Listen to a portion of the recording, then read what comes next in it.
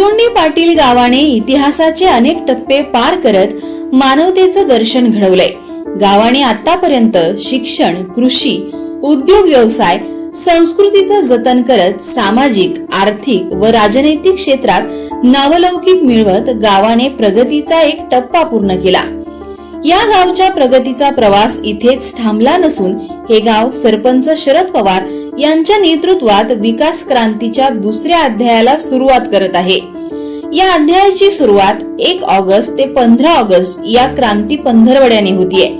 विकास क्रांतीच्या दुसऱ्या टप्प्यात चिचोंडी पाटील गाव संस्कृती आणि परंपरा जपत आधुनिक शेती, शिक्षण, उद्योग, आरोग्य, पायाभूत सुविधा, तंत्रज्ञान, आर्थिक, राजनैतिक क्षेत्रात क्रांतिकारी पाऊल टाकणार आहे। छत्रपतींच्या विचारातून प्रगतीच्या शिखरावर स्थिरावलेलं चिचोंडी पाटील गाव जगाच्या नकाशावर झळकणार।